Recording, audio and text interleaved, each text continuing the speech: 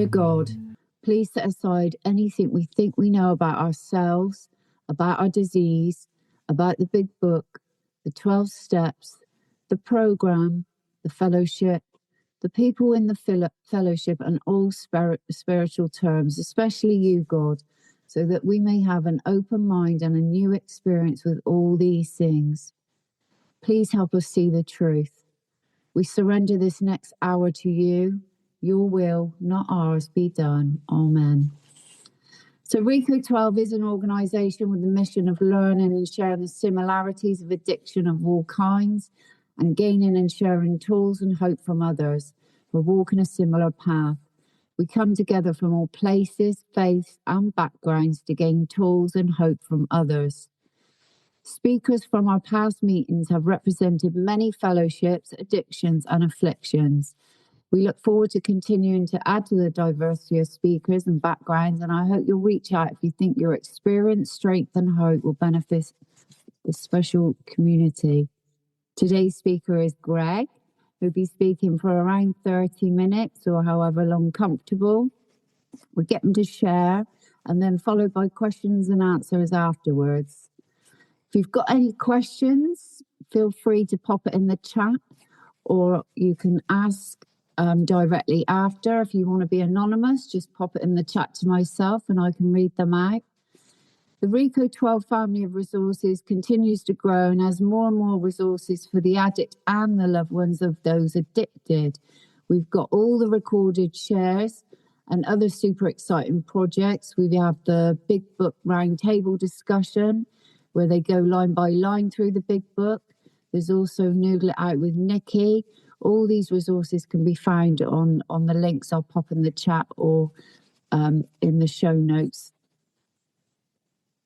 Okay, Tradition 7. So Reco12 is a self-supporting service and we appreciate your help in keeping us working in this step 12 in this manner. We gratefully accept one-time contributions through PayPal, Venmo and Wise. Through the links, I'll pop it in. And we also offer a monthly subscription program called Reco12 Spearheads. To join in and help support these cool projects, please consider donating at www.reco12.com/support, or you can click on the link in the chat during the live meeting. We look forward each meeting to grow deeper in effectiveness and understanding as we learn from and with our special speakers. And today, with great pleasure, we have Greg. Greg's home group is BYOC and his sobriety date is the 21st of July, 1996. Greg helps other alcoholics and tries to live a daily prayer-based life based on what our founders intended. I'm now going to hand it over to Greg with great pleasure, and I'm really excited about this. Over to you, Greg. Oh, thank you so much, Lisa. What a beautiful welcome. Thank you. My name's Greg. I'm an alcoholic and an addict. And actually, if you want specifics, I'm more an addict. I was more a drug addict. I was like Jimi Hendrix when I was taking drugs. So if that gives you an idea, if you know who Jimi Hendrix is. And my drinking was my drinking, but I was a kind of a horizontal drunk. And I loved drugs and I loved alcohol. They were my best friends. So I believe for many years, even though those two best friends hurt me deeply for many years, as well as being my best friends. Isn't that strange? So yeah, my name's Greg. I'm an alcoholic, and thank you for the warm welcome, Lisa. I really appreciate that because I'm just recovering from viral gastroenteritis, which I've never had before, and it's made me quite ill actually. And today's the first day I feel that I'm beginning to get better. So when I woke up this morning with my alarm at 7:30, my thinking, which I'm going to talk about, thinking, just focus on that word, thinking. My thinking was jumbly, distorted, fragmented. So the first thing I do is I pray and I read 2 daily readings. I've got 2 daily readings, spiritual readings, God, higher power based readings, because prayer and God and higher power, it all goes together. So I do that to straighten my thinking. And I'm a real alcoholic. I'm a real alcoholic. I'm a real addict. If those of you who read our Alcoholics Anonymous big book, you will discover that they quote the real alcoholic, the chronic alcoholic, the alcoholic of a type.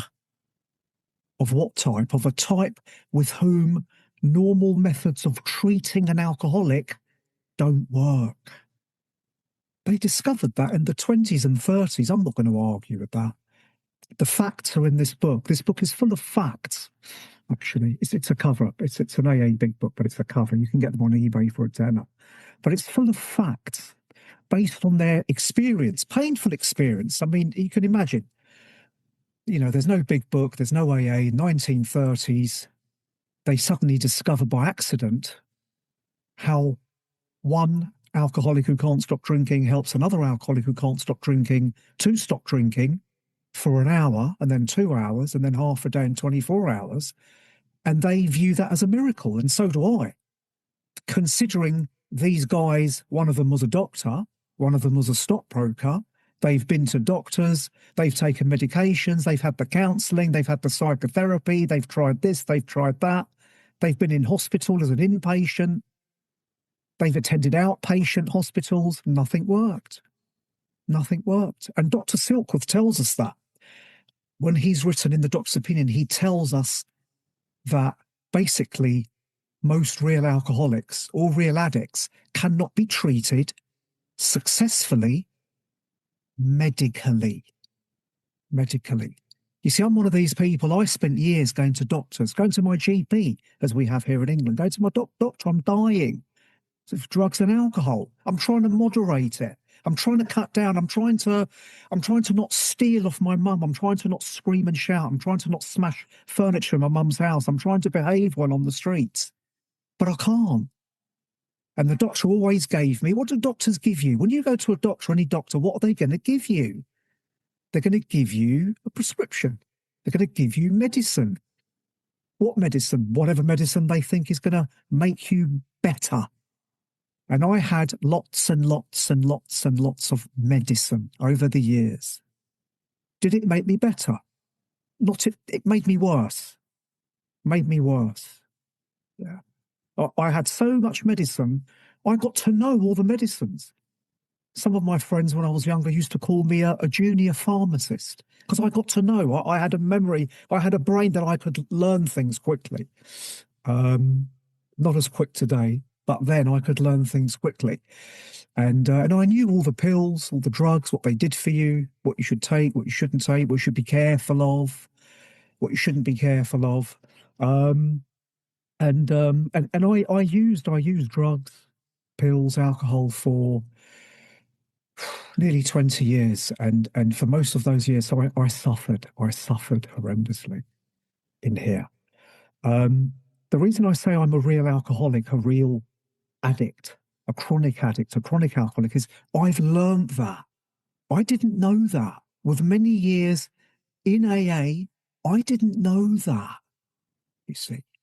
I didn't know I had this thing, this disease, this discomfort, which, unless it's treated, I'm always going to feel, on a good day, mad, sad, different, strange, weird, peculiar. On a bad day, catastrophic, terrible. I'm in the wrong planet. I'm in the wrong world. I wish I could just switch off and just wake up in another world on a bad day. Or I wish I could die. Or I wish I wasn't here. Or I wish I wasn't me. I hate Greg so much. I want to be anybody except Greg. I hate the way I look. I look in the mirror. People must think I look weird, must think I look ugly, must think I'm strange. None of them have got the courage to tell me. I spent years like that. And I tell you what, it wasn't the drugs or the alcohol that did that to me. It was not the drugs or the alcohol that did that to me. Okay? I had that. And I know when it started, when I was a teenager, just suddenly, just started. I was at school, first year, great. 12 years old, 13 years old, great. 14 years old, I collapsed inside. I didn't even know what drugs or alcohol was then, but I collapsed inside. And everything became a struggle to wake up in the morning, a struggle to go to school, a struggle to be normal, a struggle to concentrate, a struggle to be good at English and maths and geography, which I was brilliant at. And I started falling apart with, I remember falling apart with maths especially. Why? But no drink, no drugs, no diagnosed mental illness, no brain disorder, no tumour. So why is all this stuff happening to me? Yeah, they call it alcoholism. And then later, a few months later, 14, 15, I had my first drink, my first spliff joint.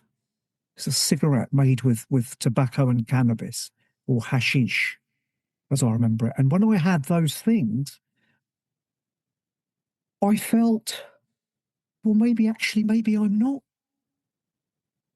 distorted. I'm not unwell. Maybe I am well. Maybe I just needed something to just help me a little bit, hold me up a little bit. These are my words today. I didn't have those words back then. I was not very well at all then, very full of fear, very afraid, very, very scared of the whole world, very scared of every man, of every woman, terrified. I don't know why. I don't know why. I do know today's alcoholism. I have that thing today, 29 years clean and sober, that thinking I've just described to you, that's in me today. It's not manifested most of the time. If I do what I'm going to tell you in a minute, it's not manifested, but I have that thing, that thinking. I have that thinking. And that thinking must be treated. I must treat it. I start to die inside if I'm not treating that thinking. I know what I feel like instantly when I am treating that thinking, and I know what I feel like instantly when I'm not treating that thinking.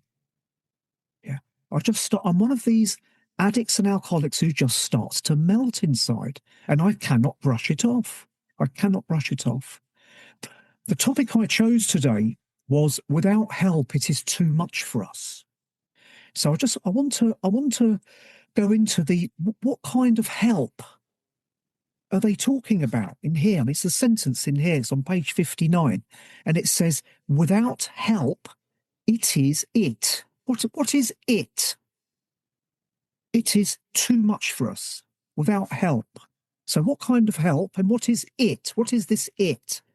Which I think I've just mentioned, the it, the thinking, the attitudes, the behaviours, with or without alcohol. With or without alcohol. So I want to read a couple of bits from here because I want to make reference to the discoveries, because otherwise an AA meeting or any meeting wouldn't be a meeting without making reference to the literature, which is crucial, which is vital. Before we do that, I want to just share something which I really want to share. And if I start reading, I'm probably going to forget because I forget lots of things. I'm currently on a group with 4 people. Okay, and we're AA members. The group is called Steel on Steel, a new experience. So we're having a new experience, and 4 of us. There's 2 ladies and 2 guys, me and another guy and 2 ladies. 4 of us. We have over 100 years, clean and sober, between us. And what we're doing is we're having a new experience. Yeah, with now. So 29 years sober. I won't say what the others are, but they're double-digit sobriety. And what we're doing is we're going through the 12 steps and reading the book. We've just done our step 4s. And I'll only talk about mine, okay? So I've just done my step 4. And the step 4, the specific step 4 was, how are you presenting, Greg, today, 29 years clean and sober, you've got a top career, you've got your own home, you've got a spiritual life. Well, this is what you tell people, Greg. This is what you tell others. You've got a spiritual life. You've got peace of mind. You've got a wife. You've got your 10-year wedding anniversary this year.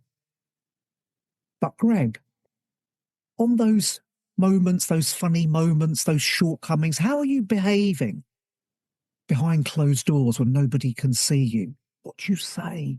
What do you say when someone in your family maybe annoys you? Or so, what do you say? Do you stay quiet?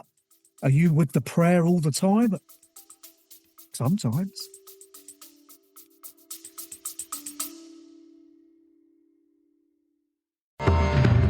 Got questions about addiction, recovery, or just life in general? Let's noodle it out together.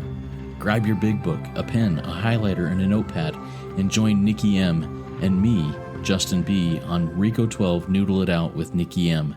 Each episode, we take real-life questions, ours, yours, and those from the recovery community, and dig deep into the big book of Alcoholics Anonymous to find real, practical solutions.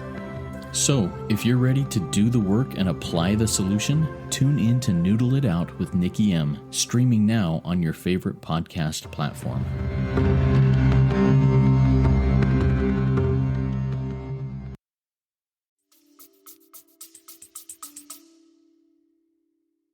Do you ever respond badly, Greg? Do you ever say things and you have to say sorry? Yeah. Well, that's what we need to get on paper. Step 4 in the book says, nothing counts but thoroughness and honesty. So here's the sentence. Not, it's important what you share. It's important that you share on paper what you don't want to share. The most important thing about the step 4 is what you don't want to put on it. Okay? And that, we've just done step 5. And it's changed our group like that. After these weeks of, yeah, hi Tina, hey Lynn, TJ, Liz, how you doing? Yeah, nice to see. Yeah, I've had a good day, struggled a bit. And yeah, but I prayed and went to a meeting. That's gone now. We meet and we're connected. There's no correction without connection. We're connected. We can have eye-to-eye contact. We've heard each other's behaviors today, each other's attitudes today, each other's thinking today. So we know each other better. So we're now real. We're now authentic. And I'll say this for myself, unless I get real with this disease, with at least one other human being, and with God, my power, my higher power, I'm not going to recover. I have to become genuine. Genuine. And this is probably why they say in How It Works, the alcoholic, the addict who does not recover is the one who cannot be rigorously honest. So a question I sometimes ask myself, maybe you could ask yourself today, how's my honesty? No, really, how's my honesty? With how I'm feeling, how I'm thinking. Yeah? I'm not bad. I'm not bad, Lisa. I'm not bad. Yeah. I feel a little bit down about this and that, but really I'm dying inside. Because if it is that, I need to say, do you know what, Lisa? I feel like I'm dying inside. My mum has got significant dementia. I'm rehearsing every day of her dying. I'm rehearsing me dying a painful death very soon after. That's my truth today, you see. And that's what I need to say to at least one person. And when I say that, what happens? Well, something happens. I instantly feel relieved because I've brought that pain, that hurt to the light. I've brought it to the light rather than, I'm going to 5 meetings a week. I've got to call my sponsor every day. I call my sponsor 100 times a day. If I haven't got that power, God, higher power, energy, whatever you call it, you don't have to call it what I call it, but you have to have it. That power is not an option. It's not an AA or NA or CA optional extra. You have to have it. I'll tell you why. Okay. So first of all, okay, for anybody here who's having difficulties with substances or relapses, particularly relapse, because relapse is the problem. And why do I relapse? Because sobriety is my problem. Being without drugs and alcohol is my problem, as I said earlier. My pain is without the drugs and alcohol. And then I take the drugs and alcohol, and then the pain goes for half an hour, half a day, maybe a day if I'm lucky. And then the pain comes back. And then I have another drug, another drink, and then the pain goes away. And then quickly, for me, it was quickly, that drug stops working. That drink stops working. But I still keep doing it. And that's where we either have 2 endings, death or go mad. And that's a fact for people who have the disease of addiction. I mean, that's a fact. So in the doctor's opinion, he tells us men and women drink essentially because we like the effect produced by alcohol. So we like to be stoned. We like to feel high. We like to feel cocooned. I'm drunk. I'm stoned. I'm all right now. because there's a certain high degree of all rightness in that high, that drunk. Certainly at the beginning or throughout our drinking or using, depends on the individual. The sensation is so elusive that while we admit it is injurious, we cannot after a time differentiate the true from the false. So we're lost. I'm lost. I don't know what's true, what's false. I don't know if it's Tuesday. I don't know if it's Sunday. I don't know if my favourite colour's red or if my favourite colour's pink. I don't know. What's your favourite food, Greg? Well, I think I like burgers, but I also like lobster. I like them both, I think. We're lost with everything. Well, that was me anyway. To the alcoholic life seems the only normal one. It's because I normalised my alcoholism, my addiction. I normalised it. Well, tried to. With a struggle, biggest struggle of my life, trying to normalise my addiction, my using, my drinking. We are restless, irritable and discontent without alcohol. I wish they would have put that in there, without alcohol. We're restless and irritable and discontent unless we can experience the sense of ease and comfort which comes at once by having a few drinks or drugs. So when I'm sober, I'm uncomfortable. This is what he says here, unless I've misunderstood it all these years. When I'm sober and drug-free, I can be uncomfortable. Yeah? I get uncomfortable. That discomfort can build like a snowball, instantly, like an avalanche. And if I'm lucky, I'm on the phone to my sponsor saying, I've relapsed. It's funny how we make the phone call after the relapse, isn't it? I mean, how many times did I make the phone call before and say, do you know what, TJ, I feel like using. I'm just getting off the bus. I'm going to the drug dealer's house. I'm at this pub and I'm gonna drink, TJ. It's always after. But usually after, most people die and can't make that phone call because they're dead. If you're dead, you can't do anything, can you? Well, I can't. So the doctor says here, after we relapse and succumb to the desire again, the phenomenon of craving, we pass through the spree, the relapse, emerging remorseful. I'm so sorry. Lisa, teacher, Sam, I'll never do it again. I'll never do it again. I'm sorry I hurt you. I'm sorry I smashed your house up, Mum. Oh, Greg, why'd you keep behaving? I'm sorry, Mum. Please forgive me, Mum. Yeah. And guess what? I'll do that again tomorrow, next week. I don't give a shit. You see, this is what I'm like. I won't say this is what we're like, but this is what I'm like. You see, firm resolution never to drink again. This is repeated over and over and over. This is what we do. And this is the sentence. It's actually 3 words here that I want to highlight on and then move to the without help. It is too much for us. Unless this person, so unless the alcoholic, the addict, the real alcoholic, the real addict, can experience an entire psychic change, so an entire change in the way I think. I need to have an entire change in the way I think. How long will that take? A lifetime. It's not something you're going to do in a course or while you're at uni for 3 years. I wish it was, but it's not. It's just not. Well, not for me, it's not anyway. Maybe I'm more iller than most people, which I think sometimes I believe I am, if I'm honest. If I'm really honest, I believe I'm iller than a lot of people in AA and CA. I do sometimes think like that. So unless we have an entire psychic change, there's very little hope of our recovery. So just a question. Do I believe there's very little hope of my recovery unless I change my thinking? And there's no correct answer or wrong or incorrect answer. The answer is the answer that I or you give today. So there's probably 3 answers I can give. Yeah, do I believe that? Yes, I do. No, I don't believe it, or I'm not sure. I'm not sure if I believe that. So if we say, no, we don't believe it, or I'm not sure, then we'll work with it. We'll open that up on Zoom. When we take people through the book, through the steps, we open that up. We talk about, the book. We read the book. How do you feel? How do you feel around this? Are we really doing this? How are our lies today? How's our dishonesty today? How's our self-centeredness today? How's my shortcomings today? Those bursts of judging others, those others out there. I mean, everyone needs to be judged, don't they? The way some people perform out there today.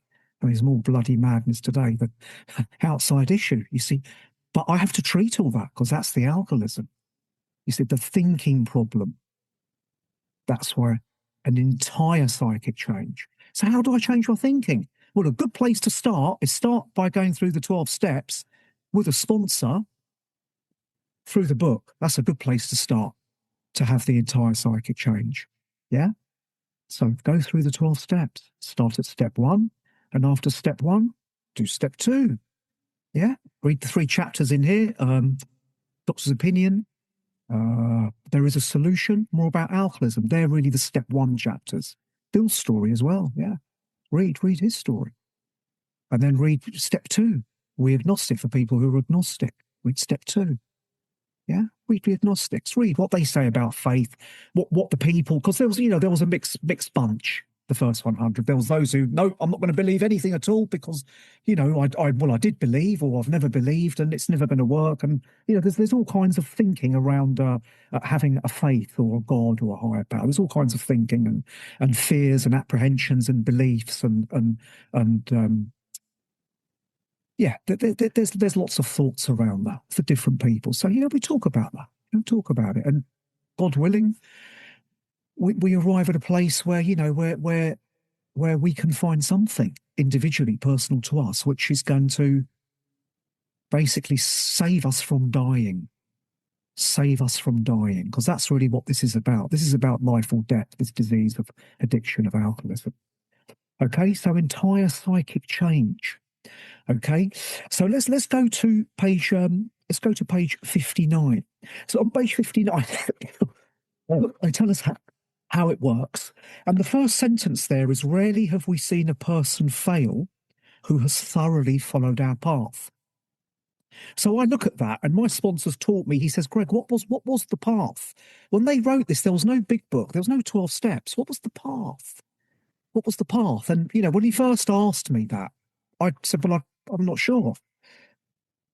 And I learnt what the path was.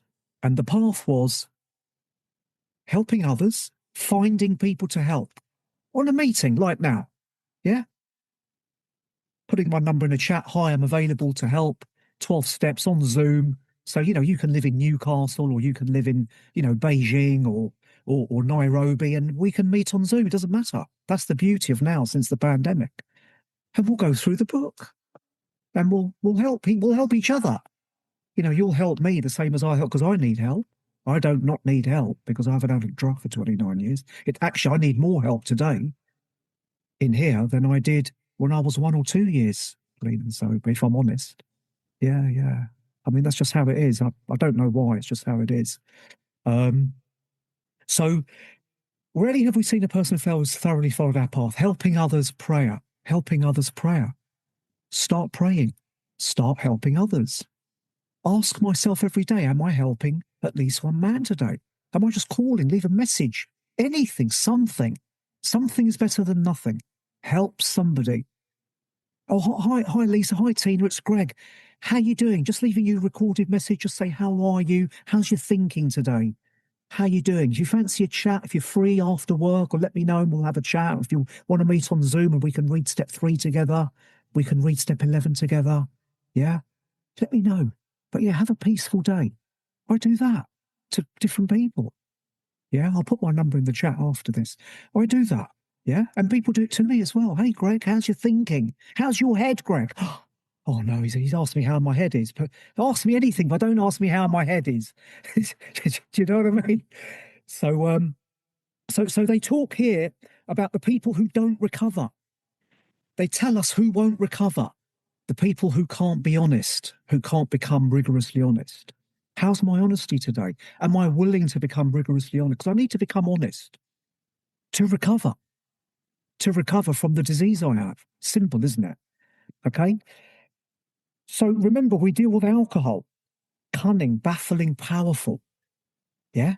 Without help, it is too much for us. Our addiction, the disease of addiction, the disease of alcoholism. Without help, it is too much for us. Recovery. Without help, recovery is too much for us. Yeah? I need help to recover. And then after that, from everything I've heard in 29 years in AA and NA and CA, I've been everywhere. Everything I've heard, I would have thought maybe this book might have written,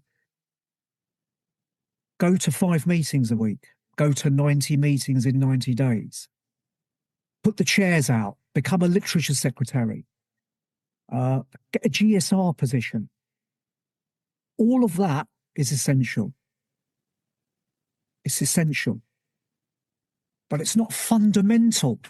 According to them who wrote this is not my opinion. According to them who wrote this, that help is this. Without help, it is too much for us. But there is one who has all power, the power to save me from going mad or dying. That one is God. It's just a word they use. May you find him now. Urgent statement. Why? Well, they're really stressing that I find this power now. Why? Well, I know why. And I'll tell you why, for people who don't know. Because my thinking can become so distorted with this disease that I can blank all of you and never come to one of these meetings again. Sober. Why, Greg? What causes that? I don't know. I don't know. It can just come, and I've done it. I did it a year ago. I did it with my home group. I left my home group. I left the WhatsApp group. I left it. I'm not going there. They don't like me. Yeah? Those Americans, they don't like English people. Well, fuck them. I won't go there again. Yes. But I didn't share that. But that's the stuff that I need to share. You see, this is the stuff that needs to come out. With step 4, with the phone call, this is the stuff that needs to come out. This is the stuff that will kill me. This is the stuff that will kill me. I know, I've got experience of feeling like I'm going to die. That's what I mean, kill me. So I kind of think, well, if I keep doing this, it's going to kill me. Yeah? Half measures availed us nothing. We stood at the turning point. We asked his protection and care with complete abandon. So I completely give myself to a power, to God, to any power. Please help me. Whoever you are, wherever you are, please help me. Please help me. That's the kind of help that I need as a real alcoholic, real addict. That spiritual help, that God, power, higher power, divine, creator of the universe, master, whatever you want to call it. I use the word God because I'm lazy. It's just easy. It's one syllable. God. Yeah.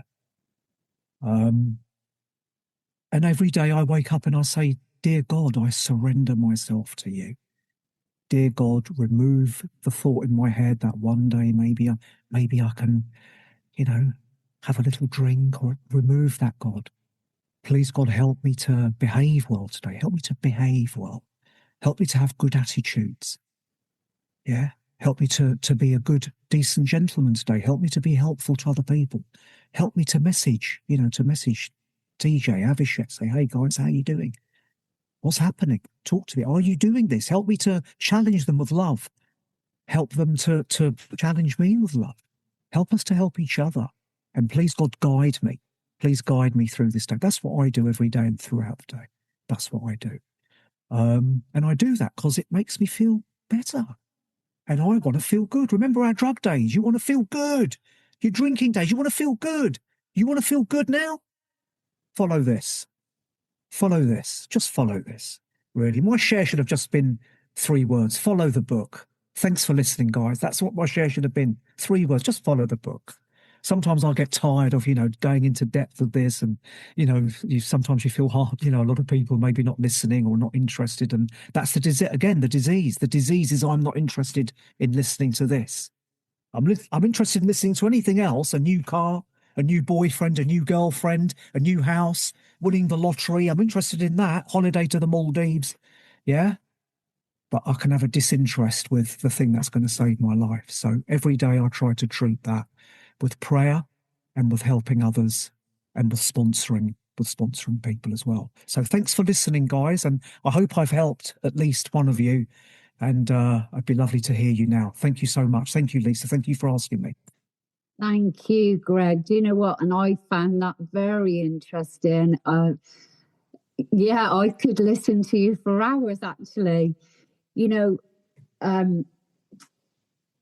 I loved how you you said, what I wrote it down here because I'd never seen it like that. The psychic change, I love how you pointed out, you know, and I was thinking, Greg, you know, when you first come into the rooms, God, 29 years ago, how inspiring is that? And when you first walked into the rooms, did you get it straight away? Were you one of them, like, you know, all in, or did it take time for you to get your head around it? And were you still a bit, oh, I'm not sure about this, or were you in it straight from the beginning?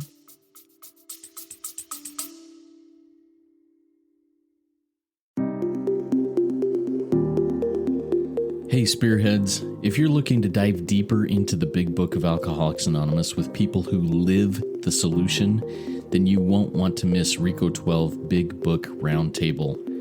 Join David G., Nikki M., and me, the moderator Justin B., 3 recovered addicts from multiple fellowships, as we break down the big book line by line.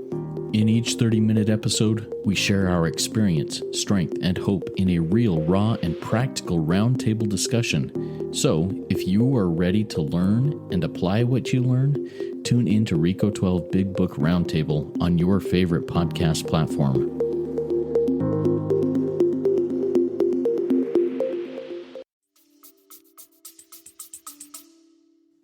I was in a lot of pain, Lisa, mentally, a lot of pain, emotional pain. I mean, emotionally smashed. I did what they told, because I didn't know what AA was. So whatever they told me to do, I did. Go to meetings, Greg, regular meetings. If you're having problems, go to more meetings. Somebody took me through the book, a sponsor, and that was it. But when I was 24 years sober, and I struggled, for most of those years, Lisa. So I struggled. I would have an argument with a man at work and for 5 years be planning how to hurt him. That's not normal. But I did that because I didn't have the God thing, the surrender thing, the God's will, not Greg's will. Stop playing God, stop trying to control. I didn't have all that until the pandemic started. And I came to Zoom meetings and I met a load of different people, hundreds of them very heavily committed to the book, to the original message, the original thing, the original program. Very committed, these people. I've never really seen them before here in UK. You'd have the odd few here and there at certain meetings, but obviously they live far away or you didn't see them often, or so that you couldn't connect. It was difficult. But now, since the pandemic, and I've met these people who are heavily committed to what Alcoholics Anonymous was intended to be, I've had bigger spiritual awakenings in the last 5 years than I ever had in the first 24. So, no, I didn't get it straight away. It's because I wasn't shown it. You only get what you're shown. You're only given what someone gives you. You know, if I give you one packet of chocolate, you haven't got 2. You've only got 1 because I've only given you 1. If you want 2, you have to get another one from somewhere else. So, but AA's changed as a result of the pandemic now, and I think there's lots of meetings, solution focus, which we can go to and hear the message we need to hear, the original message. There's only one message with our experience attached to it. Is that answered? Yeah, I totally agree, Greg. For me as well, you know, in the in-person meetings, a lot of them I was hearing a lot of things what wasn't in the book, and which for me potentially could have been quite dangerous. And thankfully with my second sponsor, and she was so, if any, because I used to say, well, they're saying this and they're saying that.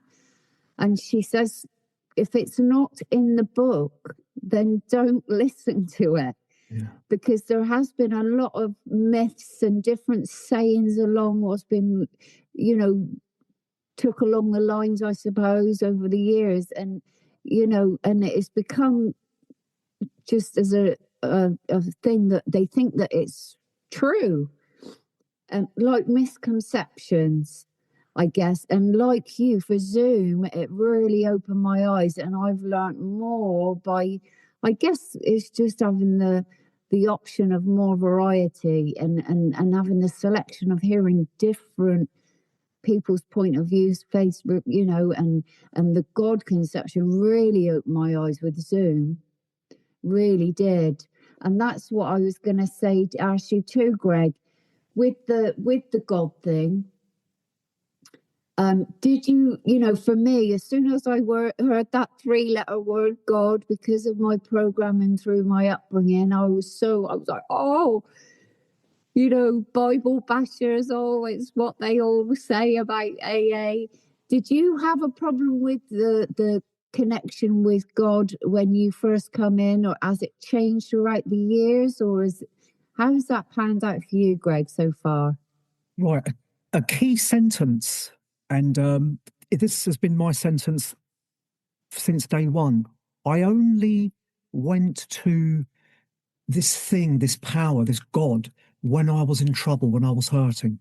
I only went to it for 24 years. Today, I connect to this power every day, through the day, in my home, when I go to I'm a high-speed train driver, so intercity. So, I've got to have my head screwed on the right way to do a job like that. On the train, God, sit with me. God, I just want to talk about my shortcoming. And I talk to this power, who, without this power, I wouldn't be here today. I can say that. It's come in big doses and small doses for me, Lisa. It depends. It's funny, when I hurt a lot, for example, if somebody dies, I can be sat, in the same chair with the power, with God. I have to be hurting a lot to kind of sometimes really feel it. But I've become somebody today who, it's not like that anymore. It's all the time I have a God consciousness, a God presence, a consciousness of behave well, Greg. Good versus bad, right from wrong. Don't steal, don't lie, don't cheat, don't raise your voice, don't be silly, don't say anything rude, because all of that is the opposite of God's will. It's all self-will. And I have that very strongly in me today because I've built it up. It wasn't difficult. It depends how much you're hurting. If you're inside, you really hurt and you're very sensitive and vulnerable like me, you'll do it, because you'll discover, like me, that actually there isn't another thing we can do. I've tried other things. Some work, some don't. But this God thing, this, please help, please help me, with my mum, especially with my mum, who doesn't know what planet she's on. Please help me, God. And that I feel the help. I feel it working. So I've got to want it.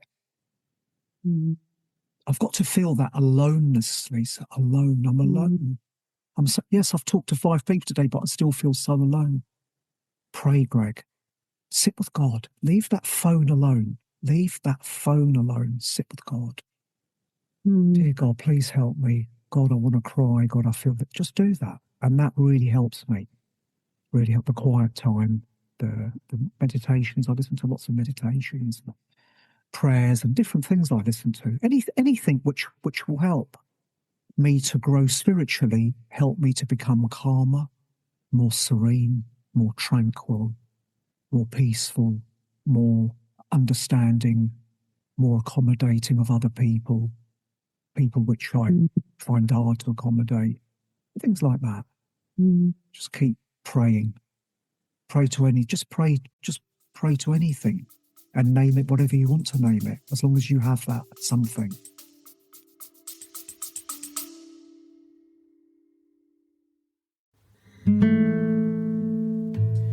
Hey Reco12 Spearheads, if our recovery resources have helped you, please consider a donation.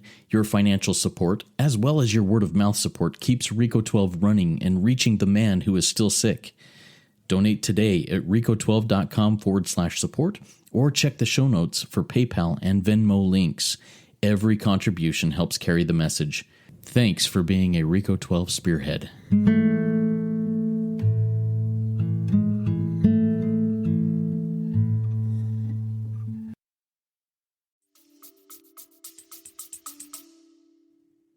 Yeah, I think and when you said it is, a necessity we have to have a power, what we call God, in this program. And I loved how you pointed that out. I also love when you mentioned that you're redoing the steps, and with that, you have to share your true honesty every day, how you're thinking. And that was a great reminder for me, because sometimes I still get that thing where I think, I've got this. Yeah, something's really getting to me. But, I'm all right. I don't need to tell anyone. I don't need to ask for help. So that was a great reminder. And when you said about redoing the steps and saying about your step 4, have you, I know you said it was like a recent thing with a group of you. Have you, over the years, Greg, have you got a thing where you do redo the steps every so many, yearly or whatever, or do you just go back and do an inventory as and when, and go over it all the time? We pretty much take people through the steps fairly regularly. Remember, a lot of people will drop out. Maybe all will drop out. Maybe some will stay. So you've got that as well. That caveat as well. But what we do is we meet on Zoom and we'll say, right, so I'll put a flyer on the WhatsApp group, say, right, we're going to read the doctor's opinion tonight. It's a 1 hour session, 7 p.m. till 8 p.m. And we read through that and we explain things, and then people can ask any questions at the end. BYOC, my home group, what they do is they take people, there's groups of women and groups of men there who take people through the steps, and they take them through the step 4 and the step 5. I do that as well, as part of that group, taking people through the steps, do a step 4, give people a week to write the step 4. And again, we're highlighting as they did it in the late 30s, as they did it then. Yeah. And that's what we're trying to replicate, and we're highlighting the essentialness of being honest. I mean, again, being honest. Shall I be honest? It's not an option. Shall I become less selfish, less self-centered? They're not options. On my step 4, Lisa, so a few weeks ago, because my mum can get very animated on this step 4 now, and my mum can get very vocal, and I was helping her with something. Hi, Rizal. And I was helping my mum with something, and she bent over, she said, "You're not helping me at all, you little fucker. You've been ungrateful all your life." And she pushed me, and I stood up, and I pushed her back, and she nearly fell over, and I caught her. And I wrote that on this step 4 that we just did, Lisa. And when I was reading my step 5, when I got to that harm's done to others page, I didn't want to read it. This is the alcoholism. I didn't want to read it. And because I was listening to see what deep stuff the others shared. And I thought, well, if they're not going to disclose, well, I'm not going to disclose either. And they're going to judge me. And Greg's a lunatic pushing his mum at 29 years sober, which is not. That's not the truth. I was broken when she said those words to me. Really hurtful it was. And when she pushed me as well. And the pain I had after that pushing was awful. But, I was kind of almost loved and accepted even more for sharing that. So it's important that we share the things we don't want to share, those behaviours, those attitudes, those snippets of vocal, that effing CUNT or whatever terminology somebody uses. It's important to say to somebody, "Hey, Tina, do you know what? Sometimes I can get angry with people who are walking and looking at their phones and they're not looking where they're going." That's a big one for me. That's a big one, because I don't just want to push them. I want to, like a Mike Tyson, like a hook. Normal people don't think like that. Normal people have proportionate thinking as a default. Someone with a real alcoholism addiction like me doesn't. And that's what we're treating every day. So the answer is, Lisa, always stay close to the step. I look for step meetings. If I'm going to a meeting to listen to people share, my first choice is a step meeting or a big book reading meeting. They're my first choices. Yeah? The Experience, Strength and Hope meetings are beautiful. I go to them all the time. Probably 50-50. But as a choice, if I say, right, I'm free at 3 o'clock today, what meetings are available? There's 5 available. 3 are Experience, Strength and Hope. 1 is step 3, 1 is step 11. I'll pick the step 3 or 11. I'll pick that as the one to go to. Yeah. Because we forget. Our diseases, we forget and then we remember. And then we forget and then we remember. Our diseases, we do and then we stop doing. We do and then we stop doing. That's it. Till the day we die. We're going to be doing, not doing. Doing, not doing. Forgetting, remembering. Helping others, not helping others. Helping others, not helping others. That's the disease. That is it. That's why we keep coming back. Because if we don't come back, we stay with the not helping, with the lies. And the lie, we normalise them. I normalise my lies, my selfishness, my resentment. Oh, come on, you'd be resentful if you lived in West London as well, seeing all the idiots around me. You'd be the same as me. I normalise it. But I can't do that because that's the resentments that kill us. So, yeah, stay close to the steps, Lisa. Throughout life, just stay close, stay close. I love that. And it is, I've never looked at it like that. It is like I'm like a pendulum or whatever. I sway, I'm all in or all out. That's great. I've learned so much. Has anyone else got any questions they want to ask this morning? No? Okay, so thanks again, Craig. I've really, really learned so much, and I'm really, blown away by what you've had to say this morning, and I appreciate you coming along today. So Reco12 speaker meeting for all addicts and loved ones, all on the recordings. If we didn't get to your question, or if you have any other questions, please consider joining our WhatsApp community by sending an email to reco12pod@gmail.com, and you can join in our community and ask those questions. If you'd like to be a future speaker on Reco12 Afro-Euro, please send an email to reco12pod@gmail.com. If you've not yet rated and reviewed in the podcast, please go do so now. It's a great way to work step 12 in sharing this message with others. I invite the audience to come back next week. We've got another great speaker next week.